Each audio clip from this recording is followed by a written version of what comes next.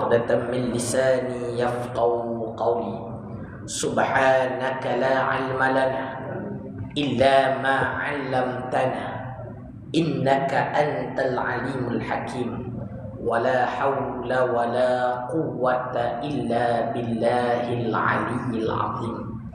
Alhamdulillah, segala puji bagi Allah Subhanahu wa ta'ala yang menjadikan kita dalam keadaan penuh nikmat, mampu bernyawa, bernafas, bergerak, mencerap segala panca indera. Dan Allah Ta'ala jadikan kita bersama-sama di dalam majlis ilmu untuk sama-sama kita tingkatkan ketakwaan kita pada Allah Subhanahu wa ta'ala. Selawat dan salam ke atas junjungan Nabi Muhammad sallallahu alaihi wasallam, kepada keluarganya,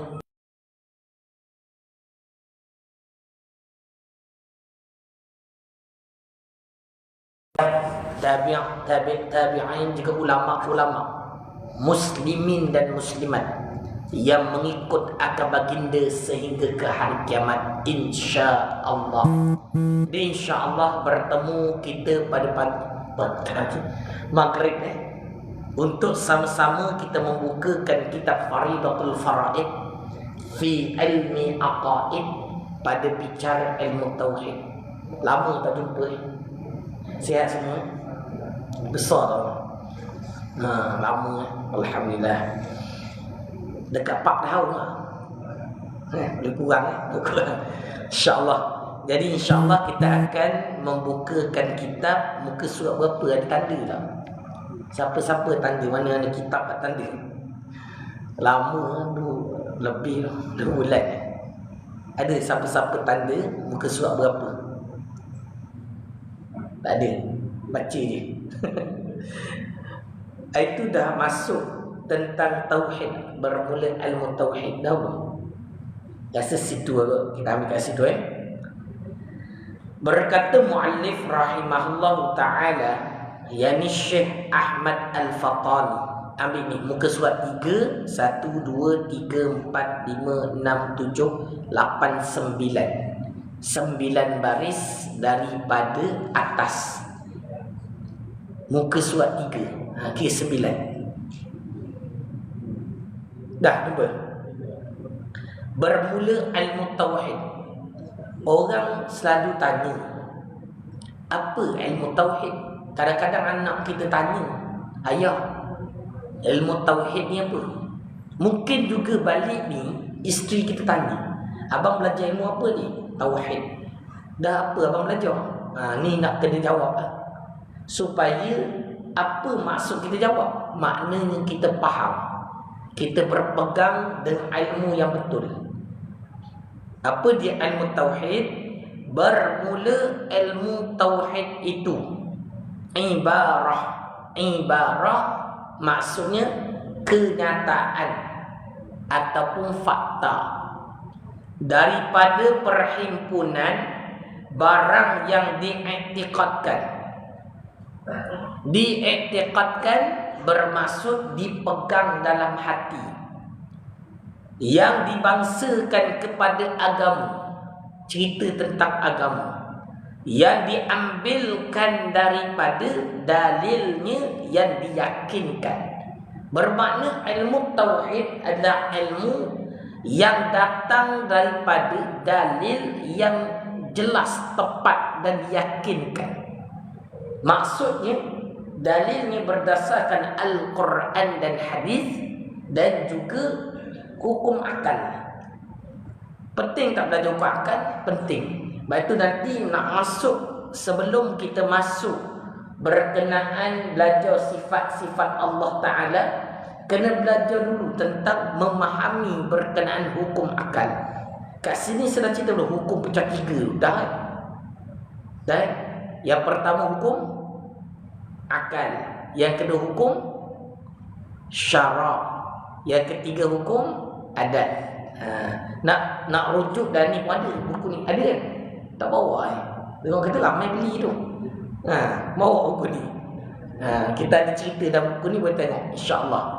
Kita ada nyatakan supaya jelas. Jadi boleh kita fahami ilmu tauhid adalah, senang faham, ialah satu bentuk ilmu yang dipegangkan dalam hati, iaitu datang dalam agama dan dengan dalil yang jelas, terang dan nyata dan diyakinkan. Sangat penting berkenaan dalil. Sebab itu pada ilmu tauhid wajib belajar bersama dengan dalil. Tapi kena ingat, bukan dalil naqli iaitu Al-Quran, tapi cukup dengan dalil akli iaitu pada ijmali sahaja, yang ringkas mudah. Dia ada satu lagi namanya dalil tafsili. Tapi ni bagi cerita dulu, nanti kita tulis, kita lukis depan ni, nak bagi nampak je dulu. Okey. Dan kita kena fahami, barang siapa yang belajar ilmu tauhid tidak tahu dalil ijmali ini, maka berdosa. Kita kena sebut hukum. Sebab kita hidup ni dalam berhukum. Contoh kita duduk sekarang, duduk atas kapet ni, tengok dengar kuliah ni, hukum dia apa ni? Ni sekarang kita buat ni, pada diri kita ni, hukum apa ni?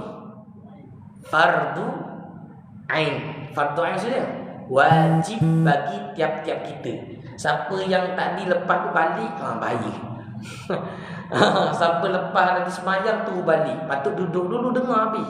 Mungkin lebih penting, wallahu alam. Tapi kalau ikut kaedah, selagi mana kita tidak menguasai ilmu fardu ain, khususnya ilmu tauhid, berdosa. Kalau balik saja-saja tak buat apa, berdosa. Bukan saja ni nak bagi ingat pada saya dan pada semua. Lepas ni imam kena ingat, siapa belum lepas fardu ain tunggu kena cakap, imam kena cakap. Kalau tidak, itu kena kesian orang. Kena cakap. Ni siapa duduk kat rumah ni, datang kejap dengar belajar. Gitu. Faham? Sebab ini adalah ilmu yang sangat diperlukan, wajib bagi tiap-tiap mukallaf. Kadang dah lepas tak apa cerita. Ni masalah ni, kalau tanya tak jawab. Tu cerita ni. Jadi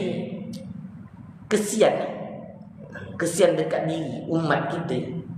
Sebab kita tengok akhir zaman ni pun macam-macam. Betul? Ajaran sesat macam-macam. Kita baru-baru ni saya banyak pusing Johor buat ziarah Mesra dan qadi-qadi. Kita jumpa banyak qadi lah. Dan antara banyak qadi Segamat cerita pasal apa, ajaran sesat. Dekat Segamat antara banyak ajaran sesat. Sebab dia sempadan di antara Pahang, Negeri Sembilan, kata semua situ. Macam-macam lah. Yang kita tahu JSB je. Lepas tu kita tahu apa, Milah Abraham. Lepas tu Wahabi, tu yang kita tahu. Ada banyak lagi. Dan TV baru-baru ni kena tangkap ngaku Rasul. Dulu pernah ada ngaku orang lain, ni orang lain pula ngaku. Macam mana cerita? Macam-macam pening zaman sekarang. Sebab apa? Tak belajar ilmu tauhid. Lalu kalau tak belajar, yang saya cerita dengan Qadi Segamat, dia cerita ada kat situ satu lagi dahsyat, namanya Zikir Paip. Tahu? Pernah dengar? Ada sini? Tak ada. Tahu Zikir Paip? Tak pernah dengar? Zai Paip dia gini, sambil zikir sambil isap paip. Zikir Paip. Tak, kalau kita yang mungkin kat sini isap paip tak masalah. Dia amalan dia tu, dia iktikad dia tu yang tak kena. Dia kalau zikir sambil isap paip tu taklah kata dosa, hukumnya harus. Tapi kalau tengok paip tu, kalau isap paip mati tu haram lah. Faham tak?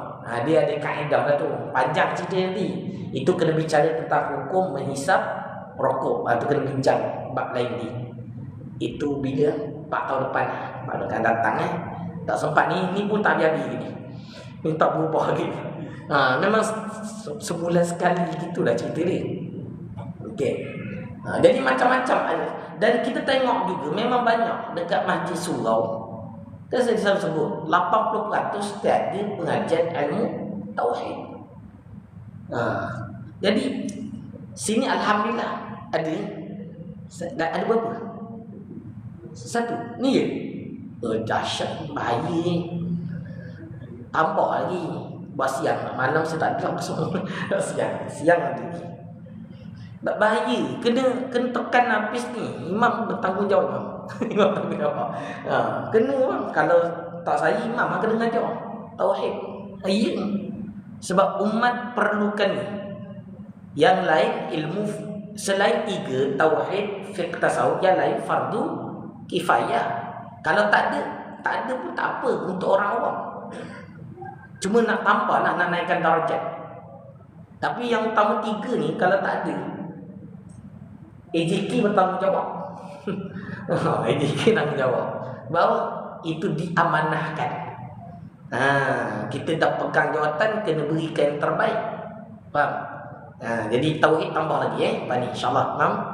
Memang ngajar memang belajar betul ngajar insya-Allah. Boleh sebab tu follow. Kalau rasa macam susah sangat, follow Pertubuhan Pencipta Ilmu. Selalu maghrib isyak memang saya banyak buka kitab tauhid. Kebanyakan tempat hampir 80% mahasiswa sengaja saya buka tauhid ni. Ada yang lebih itu saya buka kitab ni, kitab tentang prosedur ilmu, kitab pelita peruntuk. Penting juga ini. Sebab zaman sekarang ramai sesat sebab tak tahu prosedur ilmu. Dia ngikut je. Itu yang ditaksub dan sebagainya. Kaedah banyak, kaedah memilih guru, kaedah memilih ilmu. Kadang-kadang kita belajar tapi salah pilih ilmu. Ya sebab dia banyak pilih ilmu fardu kifayah. Orang kata, Ustaz bukan kita nak pilih, tapi memang dalam jadual lah. Kena bincang. Ramai tak boleh ngajar semua ni. Cuma kena bincang. Hidup kena bincang. Boleh? InsyaAllah. Okey. Jadi kena ingat, wajib kita belajar ilmu tauhid, kuasai dia. Sebab ilmu tauhid adalah ilmu utamanya mengenal Allah Ta'ala. Penting ke kenal Allah? Siapa berani kata tak penting? Mengenal Allah sepenting-penting ilmu, lebih daripada segala. Lalu ada orang kata juga, Ustaz saya belajar tauhid melalui tafsir. Boleh? Saya tanya, tafsir ke terjemah? Ramai zaman sekarang belajar terjemah. Dia tak boleh. Dan kalau nak belajar tauhid, kena khas pengajian tauhid. Dia tak boleh ambil pengajian tafsir. Walaupun memang kadang-kadang dalam tafsir ada menceritakan berkenaan ketuhanan, tapi dia tak kena. Kalau betul-betul nak tekan, mesti buka kitab tauhid. Boleh faham? Tu cerita dia. Jadi kalau orang zaman sekarang, dia nak laju je. Zaman TikTok laju semua. Budak sekarang laju ni. Tapi laju betul tak apa. Ni laju macam langkah habis ni. Langkah cedera habis, parah semua dah. Bahaya. Jadi kena tengok baliklah prosedur ilmu. Dan satu lagi, bila belajar kena ada kitab. Lepas tu 2 perkara sekalian, tauhid dan kitab. Kita nak bagi faham. Bila belajar kena ada kitab. Alhamdulillah sini ada. Yang belakang tak pakai kitab. Ada ni lebih ya? Bagi kalau dapat. Kena pegang kitab. Tengok kitab. Ini kita kena biasakan dalam kehidupan kita, dalam kita belajar ilmu. Sebab apa hari ni ramai orang tersesat? Sebab dia belajar tak guna kitab. Dia tak ada penunjuk aras. Macam kat sekolah. Kat sekolah kena ada buku teks. Dengan buku teks itulah kita dapat ketepatan dalam ilmu. Atau tak akhir zaman ni semua orang nak cakap agama. Betul? Ramai. Ialah tengok contoh media sosial. Ramai nak cakap agama. Tapi kita tengok banyak lagi ni. Banyak lagi. Tapi kita orang awam tak tahu. Kita kata apa? Yang baik kita ambil, yang buruk kita tak ambil lah. Ustaz, saya nak tanya mana satu yang baik, mana buruk. Kadang-kadang kita orang awam ni, kita tak tahu nak pilih mana baik, mana buruk. Jadi macam mana tahu mana baik, mana buruk? Kitab lah, penunjuk aras kita. Jadi bila lepas ni kalau tengok video-video dekat mana-mana media sosial, pastikan video tu kau boleh berimpact, baru tenang hati.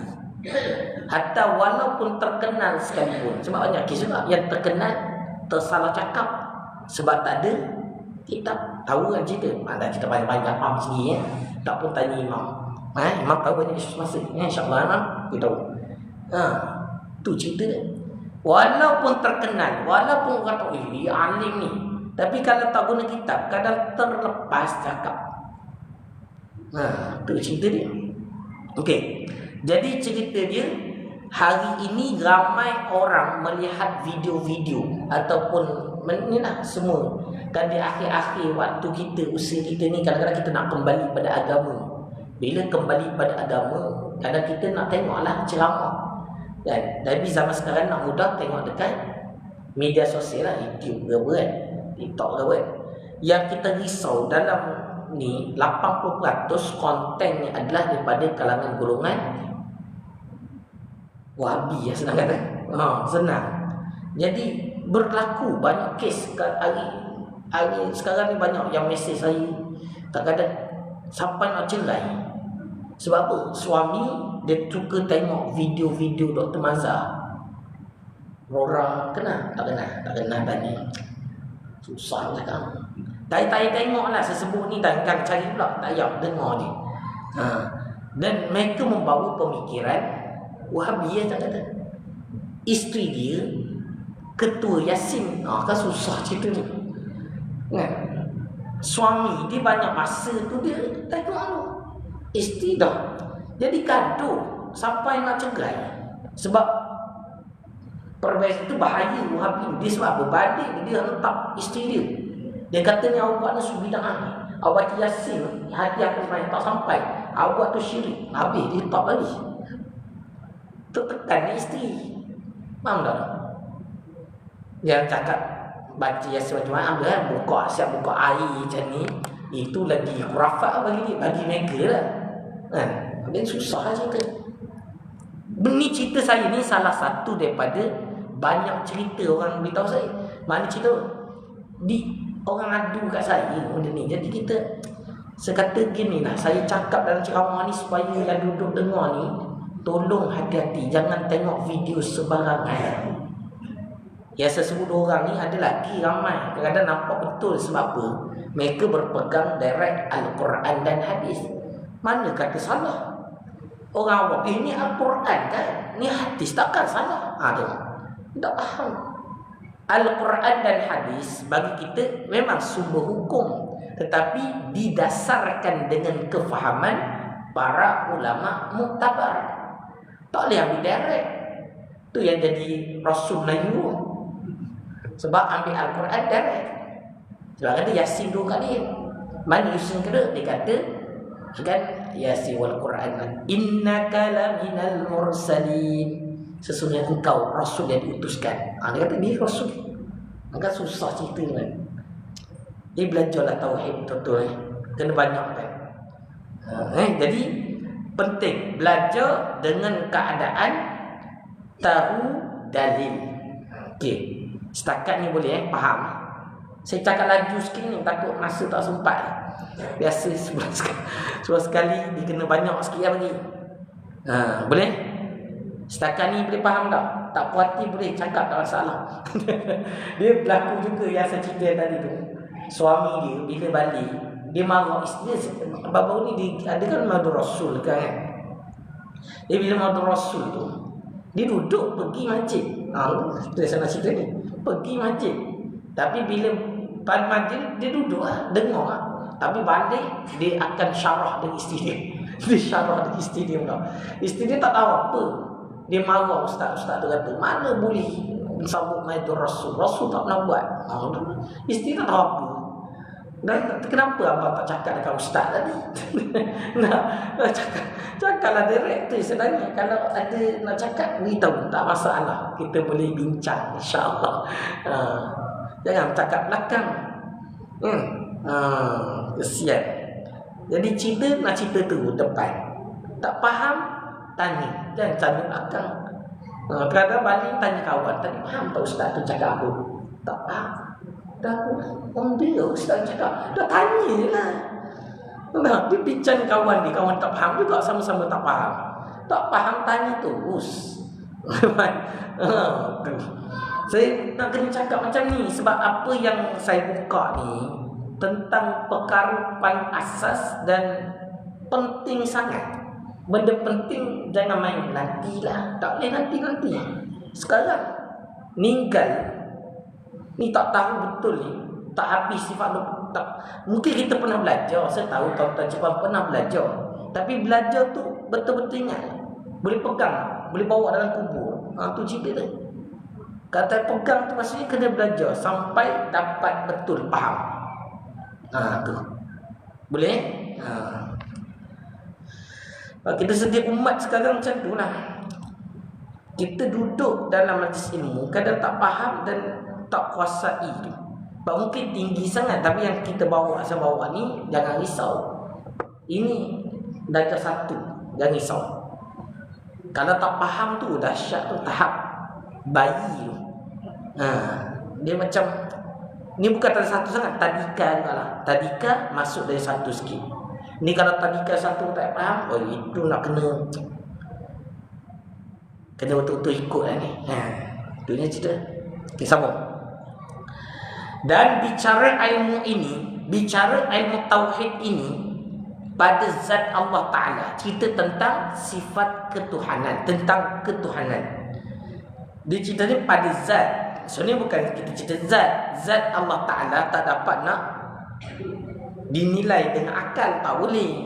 Selagi mana kita dapat menggambarkan sesuatu perkara, itu bukan Allah. Sebab akhir-akhir zaman tu ada juga kadang-kadang dia ambil ilmu apa-apa, dia kata jumpa Allah. Kan susah kan cerita. Ada dalam TikTok ada. Dia belajar dengan Allah 6 tahun. Dia kata iya, dah tahap Nabi tu. Dia kata dia belajar dalam mimpi. Kan susah lah. Saya nak tanya, boleh tak kita jumpa Allah dalam mimpi? Boleh tak? Boleh. Ada dalam kitab. Nak tengok? Nak tak percaya pula. Tapi ada bahas dia, sabar. Dia jangan keluar awal. Dengar sebab dulu. Ni jangan balik. Sabar. Susah tadi. Duduk, dengar. Ambil buka surat. Buka muka surat 12. Kita cerita sikit bab ni. Sebab ada akhir zaman ni ramai orang dakwa dia jumpa Allah. Kadang-kadang ada orang dia fardu ain tak settle lagi, dah mula ambil ilmu tinggi-tinggi macam tarikat ke apa kan, dah pergi suluk dah. Fardu ain sifat 20 tak settle, pergi suluk dah. La ilaha illallah. Tahu suluk dah. Dan tarikat ni dari satu riyadhah dia, satu aktiviti dia tu antaranya ialah bersuluk. Bersuluk ni tak salah. Kalau sebenarnya tarikat tak salah, cerita dia sekarang tak ikut prosedur. Nak terbang tu susah. Suluk macam mana? Dia macam duduk dalam satu tempat. Ada tempat dia lah. Ada yang sedekah rumah-rumah, bilik-bilik, ruang-ruang. Tapi kalau dekat ada setengah tarikat, dia letak dalam kubur. Kita duduk dalam lubang kubur 3 hari, 4 hari zikir lah. Makan macam mana? Dia makan itu dia akan sediakan. Dah macam mana nak makan nasi masuk tangan kata dia tak makan nasi. Bahasa suluk tu bukan makan nasi, makan ada ayam laut dia makan benda yang sekadar mengisi perut, pisang. Kadang-kadang ada yang jenis tu dia makan makanan yang tak ada warna. Dia bagi kadang-kadang dia bagi puasa pemutih. Ada lah dia punya kaedah-kaedah dia tu. Tak salah. Cuma cerita dia tu kadang-kadang orang nak terbang cepat tu masalah dia tu. Dia ada dekat Tokku Pelamani, dia ada satu rumah dekat kubur tu, dia masuk ke bawah. Dia ada satu ruang gelap. Dia waktu tu ada zikir. Dan kalau orang tersalah, masa zikir tu macam-macam datang. Ada macam cerita Piramli ya. Kan? Misalkan cobaan Tapi tu tak cobaan. Ada sudut tak sebut cobaan. Ada itu kan ambil ilmu lain. Dia zikir lah. Tapi pada tu dia ada bisik-bisik apa kan. Kalau fardu ain tak kuat, tu yang jadi abuya. Faham? Pak Buya fardu ain dia belajar juga, tapi dia sebab aurat Muhammadiyah tu dia kaitan dengan jin. Nah, tu cerita dia. Jadi faham tak cerita? Tapi sekarang dah berlaku. Kat Johor Bahru ada kelompok dah dibawa untuk bersuku muslimat. Belajar fardu ain tapi bawa pergi sulung. Macam tak kena saya kata. Sabar dulu, fardu ain tak settle lagi. Settle satu-satu dulu. Boleh? Tu baik. Sulung tak salah orang kata, tapi macam mana kata kaedah tu? Lepas tu saya kata kena buka juga kitab pelita penuntut ni, biar nampak. Ni bila buka? Lepas habis kitab ni InsyaAllah. Bila Ustaz? Tak tahulah, tak banyak cakap lah. Kitab ni je dah 40 tahun campur ni. Allah Akbar. Jadi ni memang orang tanya kita, boleh tak melihat Allah dalam mimpi? Mari tengok sikit. Ni. Okey. Muka surat 12. 1, 2, 3, 4, 5, 6, 7, 8, 9, 10, 11, 12. 12 baris daripada bawah. Muka surat 12. Ni cantik nombor ni. 12 baris. Hari ni pun 12 hari bulan. Kan? Muka surat 12. 12 baris daripada bawah. Pada 12 hari bulan dia baca. Ke atas ni sikit.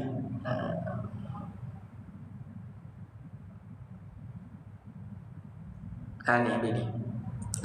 Dan bersalahan pula bagi Mu'tazilah. Cuba saya baca ni. Dan bersalahan pula bagi Mu'tazilah. Ni golongan sesat Mu'tazilah ni. Banyak cerita panjang cerita, nanti kita cerita bab Mu'tazilah nanti. Tapi nak kata Mu'tazilah ni bertentangan dengan akidah Ahli Sunnah wal Jamaah. Pada menafi mereka itu akan memperlihat Allah Ta'ala, akan zat yang maha tinggi. Mu'tazilah kata tak boleh tengok Allah.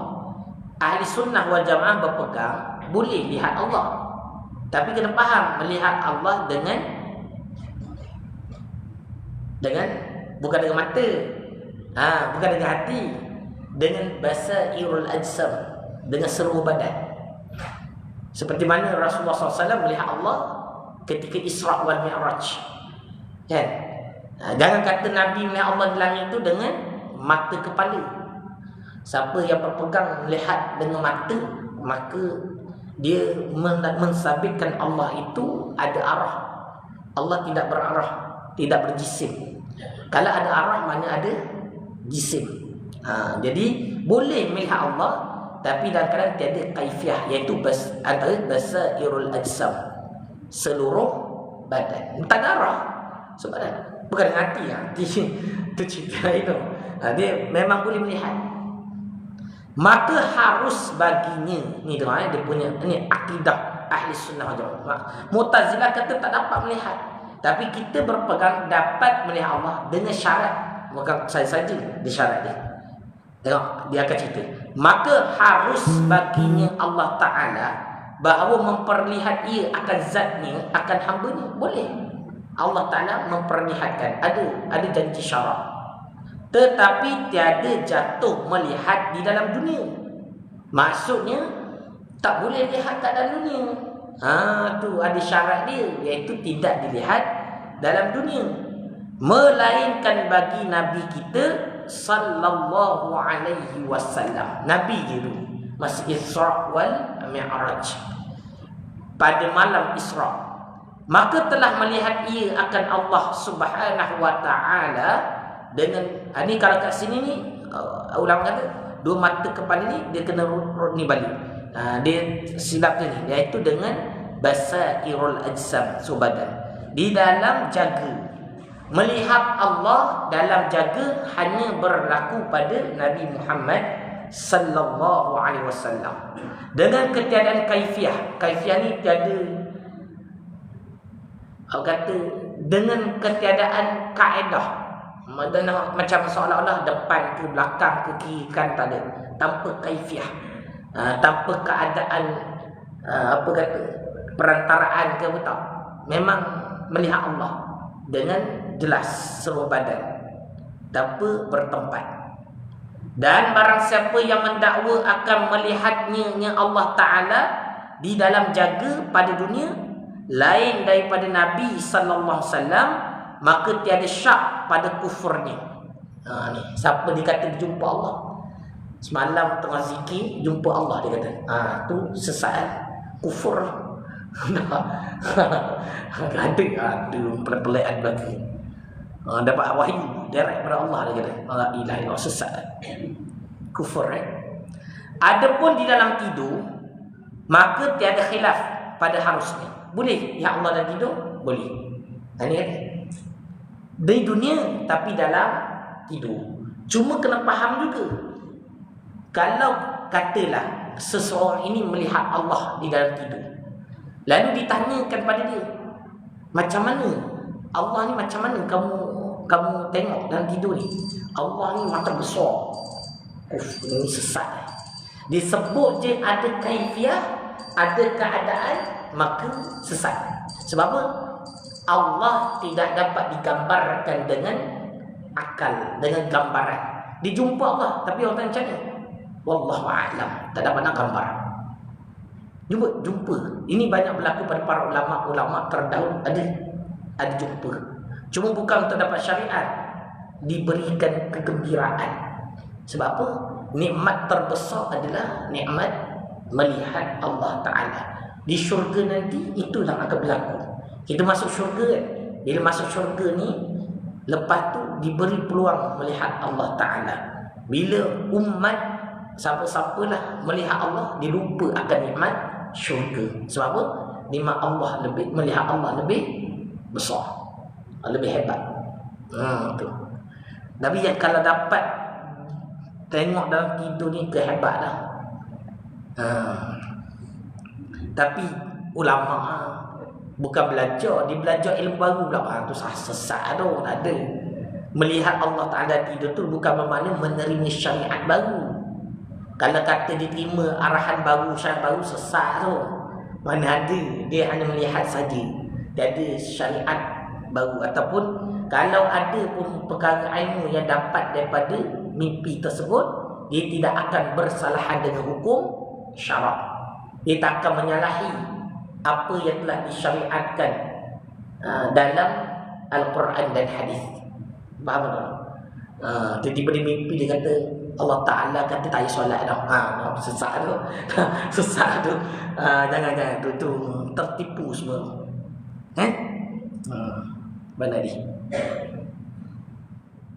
Maka tiada khilaf pada harus ni, dan jatuhnya dan lagi akan dilihatkan di Allah SWT oleh mukmin di dalam akhirat dengan tiada kaifiah nanti di akhirat. Azan dulu. Azan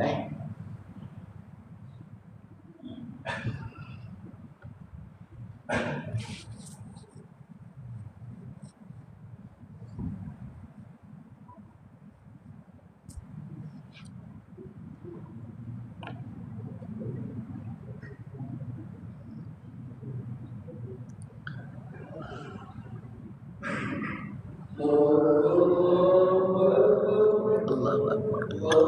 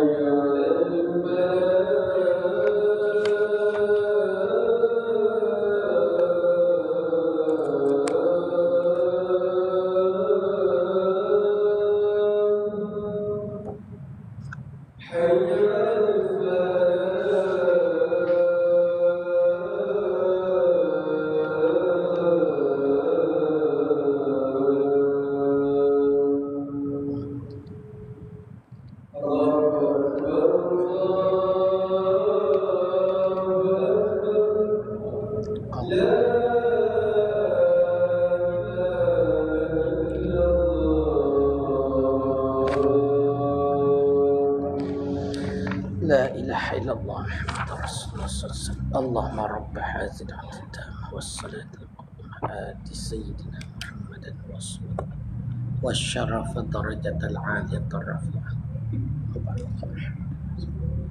إنك لا تخلف الميعاد. Faham kita? Boleh sambung ke nak balik lah? Sambung sikit boleh tak? Boleh? Tak sambung sikit. Itu sedikitlah kita cerita. Jadi bila belajar tauhid, kita nampak mana betul, mana salah. Masalah tak belajar kita. Itu kan kita sedih umat sekarang. Kita kekurangan ilmu tauhid ni. Nak kena ni, nak tunggu 11 hari susah, kena cari ya. Kena ni, kena cari kat lain. InsyaAllah. Cakap macam ni. Ada kalau nak tak nak cari, nak tengok online, boleh follow ya, InsyaAllah. Sebaca sikit apa dikatakan bicara ilmu tauhid. Kalau kita faham tadi, ilmu tauhid adalah ilmu pegangan hati yang dibangsakan dalam agama atau yang ceritanya dalam agama berdasarkan dalil yang diyakinkan. Itu secara umum dia. Apa cerita ilmu tauhid? Apa bicara dia? Dan bicara ilmu ini pada zat Allah Ta'ala. Cerita pertama, cerita pasal zat Allah, iaitu tentang ketuhanan.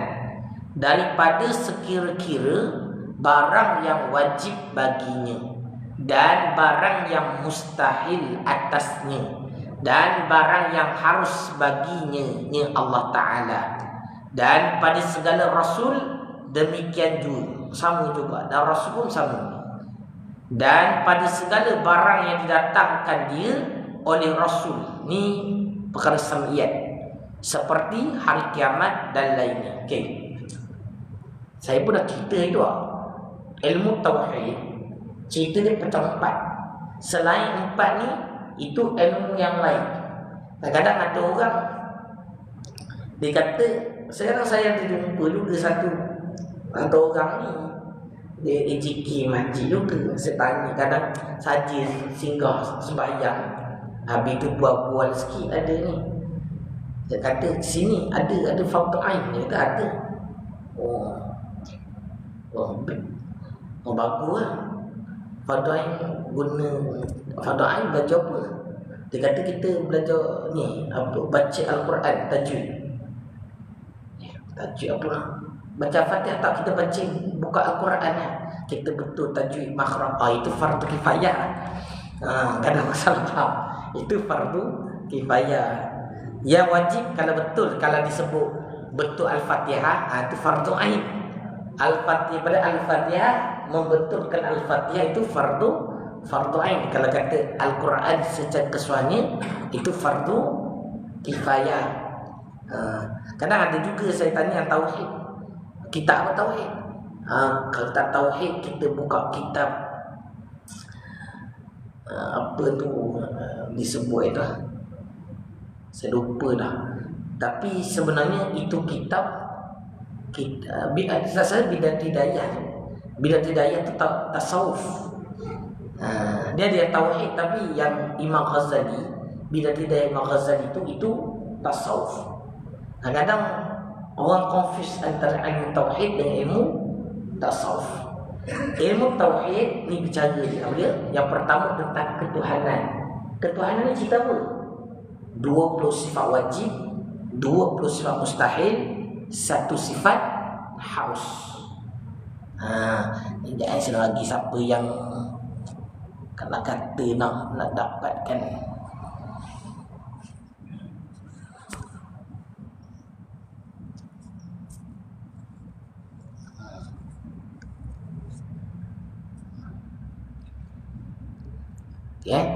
jadi boleh faham ilmu tauhid. Yang pertama cerita tentang ketuhanan, 20 sifat wajib, 20 sifat mustahil, 1 sifat harus, beserta dengan dalil. Ini settle. Maknanya untuk bab ketuhanan, untuk fardu ain settle. Tu je belajar. Tu je pun macam banyak juga nak belajar. Untuk Rasul nubuwah nama. Yang kedua, cabang kedua namanya ilmu berkenaan nubuwah. Nubuwah cerita apa? 4 sifat wajib, 4 sifat mustahil, 1 sifat harus. Itu nubuwah. Sebenarnya yang ketiga sam'iyat, iaitu berkenaan ketuhanan. Tak sempat nak lukis tempat masa dah habis lah. Lukis kan cukup 10 nanti. Saya cerita dia. Sam'iyat iaitu tentang perkara-perkara ghaib. Apa dia? Ni sebut hari kiamat, dosa, pahala, syurga, neraka. Kita kena, tak perlu ustaz, kalau belajar tu kena faham dalam tau. Syurga tu apa yang duduk dalam syurga, apa nikmat dalam syurga, apa azab neraka, tak perlu. Orang awam cukup kita faham syurga itu tempat yang penuh dengan nikmat, neraka itu penuh dengan azab. Kita nak elak tu cara. Nak dalam tu fardu kifayah. Lepas tu kita kata tak banyak, tauhid tak banyak, cuma nak kena betul. Lepas tu yang akhir, yang keempat, kita kat sini kita tak sebut. Yang ni kita sebut 3 je yang saya sebut ni. Kalau buka kitab besar sikit, dia sebut satu ni namanya mumkinat. Mumkinat tu tentang makhlukat, berkenaan makhluk. Jadi kalau nak faham structure ni, saya follow setiap petang saya punya tim Ustaz Khairi. Dia biasa dia akan cerita tadi. Sama minat boleh tengok nanti insya-Allah. Jadi kita faham cerita tauhid macam 4. Ketuhanan, kenabian, perkara ghaib dan berkenaan makhluk. Itulah cerita berkenaan tauhid. Makhluk ni pun bukan cerita makhluk dalam. Jangan sampai jadi macam hakikat insan. Itu sesat juga cerita tu. Tahu hakikat insan? Dia kata apa? Dia kata nak kenal Allah kena kenal diri. Jadi kita belajar tentang diri kita, baru kita kenal Allah. Itu salah lah. Tak. Nak kenal Allah, belajar tentang Allah lah. Nak kenal diri. Cuma pada nak kenal diri ni senang je. Tak payah dalam cerita dia. Kita makhluk, kita hamba, Allah Tuhan. Itu je. Allah tidak bertempat, Allah tidak berjisim. Kita berjisim, kita bertempat. Itu je, faham tu je. Mana Allah memiliki segala sifat-sifat kesempurnaan. Makhluk kita semua memiliki sifat-sifat kekurangan. Dia tak dalam lah, tak terbang lah, biasa je. Tapi kalau tak faham ni pun bahaya. Dia cukup dulu, cukup dah bunyi dah, 2 kali bunyi dah. Nanti insya-Allah semoga berjumpa lagi bulan hadapan. Wallahu a'lam bissawab. A'udzubillahi minasyaitonir rajim. Bismillahirrahmanirrahim. Alhamdulillahirabbil alamin. Wassalatu wassalamu ala asrafil anbiya'i wal mursalin sayyidina Muhammad wa ala alihi wa sahbihi ajma'in. Allahumma salli salatan kamilah wa sallim salaman taman ala sayyidina Muhammadin alladhi tanhallu bihi al-'aqad wa tanfariju bihi al-qurab wa tuqda bihi al-hawaij wa tunalu bihi al-ghaghaib wa husnul khawatim wa yustasqa al-ghamam wajhihi al-karim wa ala alihi wa sahbihi fi kulli lamhatin wa nafsin bi'adadi kulli ma'lumin lak. Rabbana atina fid dunya hasanah wa fil akhirati hasanah wa qina adzabannar. Subhana rabbika rabbil izzati amma yasifun wa salamun alal mursalin walhamdulillahi rabbil alamin. Allahu